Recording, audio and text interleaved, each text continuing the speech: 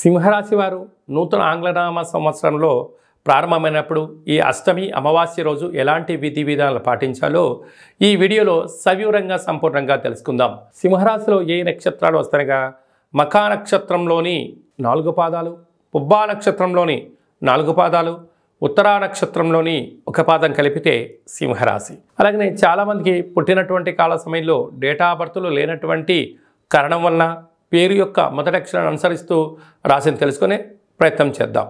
అవి ఏ అక్షరాలు అన్నట్లయితే మా, మీ, ము, మే, మో, టా, టీ, టు, టే అక్షరాల వారందరూ సింహరాశి జాతకులే. సింహరాశి యొక్క అధిపతి రవి.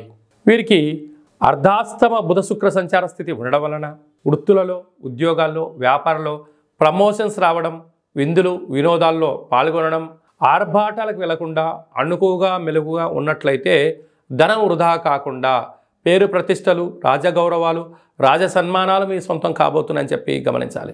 సంతాన స్థానంలో రవి కుజ సంచార స్థితి కారణం వల్ల నూతనంగా వివాహమైన వారికి సంతాన యోగం, తల్లిదండ్రుల యొక్క ఆశీస్సులు, ముత్తాతల నుంచి స్థిరచరాస్తులు, తల్లిదండ్రుల నుంచి లేకుంటే మీకు వారి దగ్గర నుంచి గవర్నమెంట్ పరమైనటువంటి ఉద్యోగాలు కానీ ధనం కానీ వచ్చేటువంటి అవకాశాలు చాలా యోగదాయకమని చెప్పి గమనించాలి. ప్రేమికులు, భార్యాభర్తలు, పార్ట్నర్షిప్, వ్యవహార కార్యక్రమాలు, సమాజ సేవ చేసేటువంటి వారు ఎప్పుడూ కూడా ఎంతో జాగ్రత్త వహించాలి అని చెప్పి మీరు గమనించాలి. అష్టమంలో రాహు సంచార స్థితి ఉండడం వలన మీ వృత్తులలో, ఉద్యోగాల్లో, వ్యాపారాల్లో అనేక మంది శత్రువులు పంచి ఉన్నారు.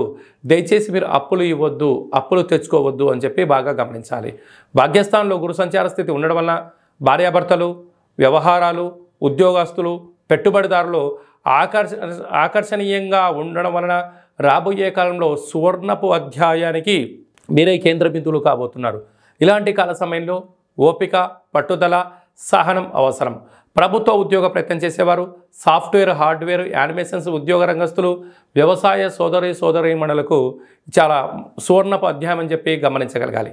కనుక ఈ కొత్త ఆంగ్ల సంవత్సరంలో ప్రారంభమైనటువంటి ఈ అష్టమి అమావాస్య సందర్భంగా వీలైనంత వరకు గృహంలో ప్రతిరోజు మీరు స్నానం చేయగానే సూర్య నమస్కారం చేయడం, సూర్యభగవానికి అర్ఘ్యాన్ని వదిలేయడం, సంపూర్ణమైన గుర్రాలకు కానీ, ఏనుగులకు కానీ, సునకపు మహారాజులకు అంటే కుక్కలకు ఆహారాన్ని దానం చేయడం వలన మీకు చాలా యోగదాయకం అని చెప్పి గమనించాలి.